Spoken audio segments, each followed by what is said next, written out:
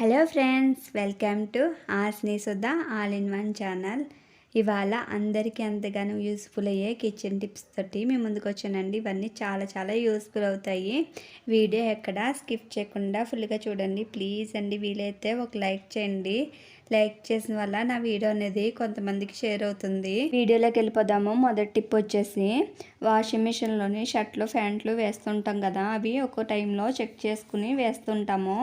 ఒక్కో టైంలో మర్చిపోయి వేసేస్తుంటాం కదా. అలా మర్చిపోయినప్పుడు పాకెట్లో మనీ అనేది ఉండిపోతూ ఉంటుంది కదండి, అవి బాగా తడిచిపోయి ఉండిపోతాయి. అలా తడిచిపోయినట్లని మనం ఎలా డ్రై చేసుకోవాలనేది చూపిస్తానండి.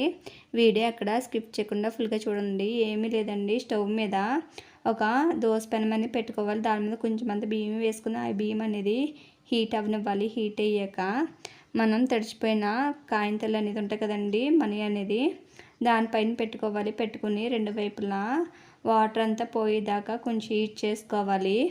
ఇలా హీట్ చేసుకోవడం వల్ల దానికి ఉన్న తడంతని పోతుందండి. ఈ విధంగా ఒకసారి ట్రై చేయండి. చూడండి, ఈ విధంగా మొత్తం డ్రై అయిపోయినాయి. చూస్తున్నారు కదా ఎంత బాగా డ్రై అయిపోయినాయో. ఈ విధంగా ఒకసారి మీకు తడిచిపోయిన ఎప్పుడైనా నోట్లు ఉంటాయి, ఈ విధంగా ట్రై చేయండి. ట్రై చేసి ఎలాగుందో కామెంట్ సెక్షన్లో కామెంట్ చేయండి. సెకండ్ టిప్ చూద్దాము. సెకండ్ టిప్ వచ్చేసి ఒక షాంపూ ప్యాకెట్ అనేది తీసుకున్నానండి. ఇలా తీసుకుని దానికి చిన్న హోల్స్ అన్నీ పెట్టుకోవాలి. ఇలాగా నేను పినిస్తో పెట్టుకుంటున్నాను. ఇలాగా పినిస్ తోటి చిన్న హోల్స్ కింద పెట్టుకోవాలి. ఇలాగా ఒక సైడ్కి ఇలాగా రెండో సైడ్ కూడా పెట్టుకోవాలండి. అదే విధంగా రెండో సైడ్ కూడా తిప్పుకుని ఇలాగా పినిస్ తోటి మనం ఇలా హోల్స్ కింద పెట్టేసుకోవాలి. ఇది ఇప్పుడు ఎలా వర్క్ అవుతుంది, ఏ విధంగా యూజ్ చేయాలని కూడా చూపిస్తానండి. ఇలాగ మనం ఫ్రూట్స్ తెచ్చుకునే నెట్ అని బ్యాగ్స్ అనేవి ఉంటాయి కదా, ఆ నెట్ బ్యాగ్స్ అనేది వేస్ట్గా పడేయకుండా ఇలాగ యూజ్ చేయండి. చాలా బాగా యూజ్ అవుతుంది. ఇలాగా అందులోకి ఆ షాంపూ అనేది వేసుకోవాలి. వేసుకునేది ఎలా యూజ్ చేసుకోవాలి అని చూపిస్తానండి. వీడియో అక్కడ స్కిప్ చేయకుండా ఫుల్గా చూడండి. మనకి వాష్ బేసిన్ అనేది ఉంటుంది కదా, దాని దగ్గర ఇలాగా వాటర్ అనేది ఇందులో పడుతుంటుంది కదా, అందులోకి మనం ఇది నెట్ బ్యాగ్ అనేది అందులో పెట్టేసుకోవాలి. మొత్తం వాటర్లో ములిగేలాగా షాంపూ అనేది ఇలా వాటర్లో ములిగిలా పెట్టుకున్నాం కదా, ఇప్పుడు క్యాప్ పెట్టేసుకోవాలి. దాన్ని పెట్టేసుకుని ఇప్పుడు ఫ్రెష్ ఒకసారి నొక్కేసేయాలండి ముందుగా. తర్వాత మళ్ళీ వాటర్ అది ఫుల్గా అయ్యాక ఒకసారి మరొకసారి ఫ్రెష్ నొక్కితే మనం షాంపూ పెట్టుకున్నాం కదండి, అది అందులోకి వచ్చి చాలా స్మెల్ అనేది బాగా వస్తుంది. నెక్స్ట్ టిప్ ఏంటో చూద్దామండి. నెక్స్ట్ టిప్ వచ్చేసి ఇలా పౌడర్ అనేది కొంచెం అంతా వేసుకోవాలి. ఇలా పౌడర్ వేసుకున్నాక దాంట్లోకి కొంచెం పించు పసుపు వేసుకోవాలండి. ఇలా పసుపు వేసుకున్నాం కదా, తర్వాత వచ్చేసి ఫెయిర్ లవ్లీ అనేది వేసుకుంటున్నానండి. క్రీమ్ అనేది ఇలా కొంచెం అంతా క్రీమ్ వేసుకోవాలి. ఏం వాటర్ వేయకుండా మూడట్లని బాగా మిక్స్ చేసుకోవాలండి. ఆ పసుపు ఫెయిర్ లవ్లీ పౌడర్ అంతా బాగా మిక్స్ అయిపోవాలి. ఈ విధంగా మనం తయారు చేసుకున్నాం కదా, ఈ తయారు చేసుకుని అలా యూజ్ చేయాలని చూపిస్తానండి. ఇది ఏమీ లేదండి, మనం ఫౌండేషన్స్ అనేది కొంటుంటాము వేలుకి వేలు పెట్టి.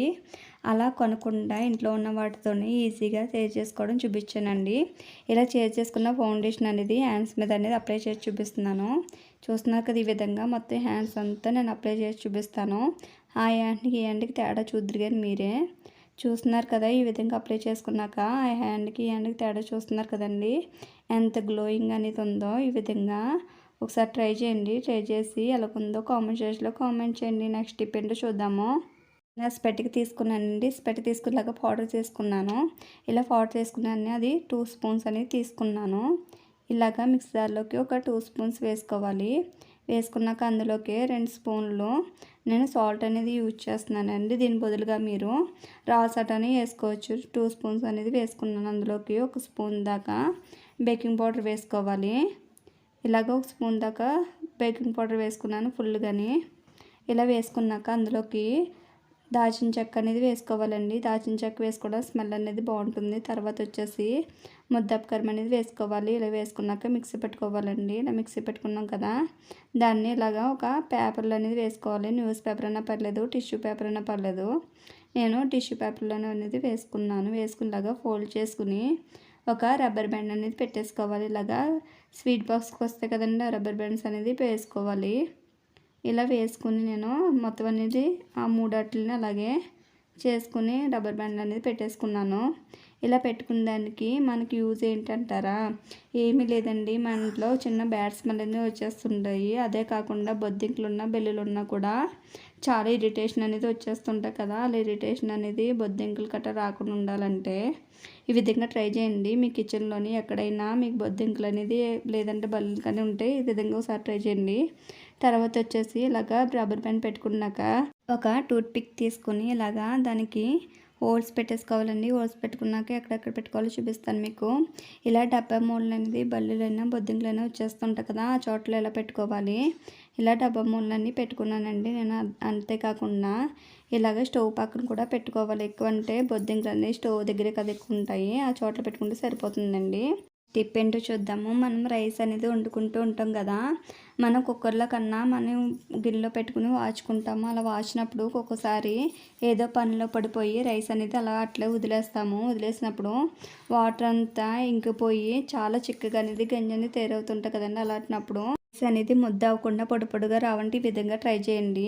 ఆ రైస్లోకి ఐస్ క్యూబ్స్ అనేది వేసుకోవాలి. వేసుకుని ఒక 2 మినిట్స్ అనేది అలా మూత పెట్టేసేయాలండి. మూత పెట్టేసాక 2 మినిట్స్ తర్వాత అది మనం ఇప్పుడు గంజి వాచేసుకుంటే గంజి అనేది చిక్కగా లేకుండా మన రైస్ అనేది పొడి పొడిలాడుతుంటుందండి. ఈ విధంగా ఒకసారి ట్రై చేయండి. చాలా బాగా వర్క్ అవుతుంది. నేను ఒకసారి ట్రై చేశాను, మీరు ఒకసారి ట్రై చేయండి. ఏంటో చూద్దాము. ఇప్పుడు అందరు అనేది బ్యూటీ ప్రొడక్ట్స్ అనేది యూజ్ చేస్తుంటున్నారు కదా. ఇలాగా మన లిప్స్టిక్ అయినా లేదంటే ఐలైనర్ అయినా లేదంటే ఐబ్రో పెన్సిల్ అయినా యూజ్ చేస్తుంటాము. ఇలా యూజ్ చేసినప్పుడు అవి క్లీన్ చేసుకోవడానికి చాలా ఇబ్బంది పడుతుంటాం కదా. అవి క్లీన్ చేసుకోవడానికి ఏవో మనకి కెమికల్స్ ఉన్న ప్రోడక్ట్స్ అనేది యూజ్ చేస్తుంటాం. అలాంటిది కాకుండా మన ఇంట్లో యూజ్ చేసే వాటితోటే ఈజీగా మనకి రిమూవ్ చేసుకోవచ్చు అండి. అది అలాగా చూడండి. నేను మామూలుగా క్లీన్ చేసినా కూడా అవి పోవట్లేదు. ఇలాగ మీరు ఏదైనా ఫేస్ క్రీమ్ అని యూజ్ చేస్తుంటారు కదా, ఆ క్రీమ్ అనేది తీసుకుని దానిపైన కొంచెం అంతా ఇలాగా అప్లై మొత్తం మసాజ్ చేసినట్టు చేస్తే మీరు ఎక్కువ కూడా కష్టపడిన అవసరం లేదండి. ఈజీగానే పోతుంది. ఇలా మసాజ్ చేసినట్టు చేస్తే ఇలా వేసుకుని క్రీమ్ అనేది కొంచెం నైట్గా మనం మసాజ్ చేసినట్టు చేస్తే ఈజీగా పోతుందండి. మీరు కడగ కూడా అవసరం లేదండి. ఇలా క్లాత్ తీసుకుని తుడిసేసుకుంటే సరిపోతుంది. మీరే చూస్తున్నారు కదా, ఇందాక నేను నెయిల్ పాలిష్ ఐలైనర్ అనేది అప్లై చేశాను. అప్లై చేసిందని ఈజీగా పోగొట్టుకున్నాం కదా. ఈ విధంగా ఒకసారి ట్రై చేయండి, కంపల్సరీ బాగా యూజ్ అవుతుంది. నెక్స్ట్ టిప్ ఏంటో చూద్దాము. స్టవ్ ఆన్ చేసుకుని స్టవ్ మీద ప్యాన్ అని పెట్టుకోవాలని దాంట్లోకి ఒక స్పూన్ దాకా నేను వామ్ వేసుకుంటున్నాను. దాంట్లోకి ఒక 2 ఎల్లుల్లిపాయ రెబ్బలు అనేది వేసుకున్నాను. మంట అనేది లో ఫ్లేమ్ పెట్టుకుని ఫ్రై చేసుకోవాలి. ఇలా ఫ్రై చేసుకోవాలండి. ఇంకా కొంచెం అనేది స్మెల్ అనేది తెలుస్తుందండి. అప్పుడు దాకా ఆ ఘాట్ స్మెల్ అనేది బాగా వచ్చింది అని అంటే స్టవ్ ఆఫ్ చేసుకోవాలి. ఎల్లుల్లిపాయలు కూడా కొంచెం హీట్ ఎక్కనివ్వాలి. అప్పుడు దాకా మంట అనేది లో ఫ్లేమ్ పెట్టుకుని ఇలాగా కదుపుకుంటా వాటిని ఫ్రై చేసుకోవాలండి. అలా ఫ్రై చేసుకుంటే మీకు అందులో ఉన్న ఘాట్ అనేది పైకి వస్తుంది. ఇది ఎలా యూజ్ చేయాలని చూపిస్తానండి. వీడియో ఎక్కడ స్కిప్ చేయకుండా ఫుల్గా చూడండి. ముఖ్యంగా చెప్తున్నానండి, టిప్ అనేది చిన్న పిల్లల కానించి పెద్ద పిల్లల వరకు చాలా బాగా యూజ్ అవుతుందండి. ఇది ఎలా యూజ్ చేస్తాలో అనేది కూడా చెప్తానండి. చూస్తున్నారు కదా, ఈ విధంగా నేను ఇలా ఫ్రై చేసుకున్నాం కదా. ఇప్పుడు చిటపట్లాడుతుంది చూడండి. ఇలా చిటపట్లాడినప్పుడు ఇప్పుడు స్టవ్ ఆఫ్ చేసుకుందాము. స్టవ్ ఆఫ్ చేసుకునేది ఇప్పుడు ఎలా యూజ్ చేయాలో చూపిస్తానండి. ఇలాగో క్లాత్ తీసుకున్నాను, లేదంటే ఏదైనా కర్చీఫ్ అనేది తీసుకోవచ్చండి. తీసుకుని అందులోకి మనం ఫ్రై చేసుకున్న వాము ఎల్లుల్లిపాయ ఉంది కదండి తీసుకుని అది ఇప్పుడు ఇలా ఫోల్డ్ చేసుకోవచ్చండి. లేదంటే పిల్లలకి అలాగే మనకి ఆవిరి పట్టినట్టు పెడితే మీకు కఫం ఉన్నా లేదంటే కోల్డ్ వల్ల ముక్కులు బ్లాక్ అయిపోతాయి కదండి, అలా ఉన్నా కూడా ఇబ్బంది అనేది తగ్గుతుందండి. మా పిల్లకి కొంచెం కోల్డ్ అని వచ్చిందండి, కొంచెం కఫం కూడా పట్టేసి అది మార్నింగ్ మాటలు అలా లేచినప్పుడు చేయమంటే అస్సలు చేయరు కదండి. అలా కాకుండా ఇలా నైట్ టైం అనేది అలా పడుకున్నాక ఫ్రై చేసేసి ఇలాగా కర్చీఫ్లో మూట కట్టి పక్కన పెడితే ఆ స్మెల్ అనేది పీల్చుకుంటారు. అంతేకాకుండా గొంతులో కఫం అనేది లేకుండా ఈజీగా తగ్గుతుందండి. ఈ విధంగా ఒకసారి ట్రై చేయండి, కంపల్సరీ అనేది బాగా యూజ్ అవుతుంది. ఈ టిప్ కనుక చిన్నపిల్లల కానీ పెద్దవాళ్ళకి కూడా చాలా బాగా యూజ్ అవుతుందండి. ఈ విధంగా ఒకసారి ట్రై చేయండి.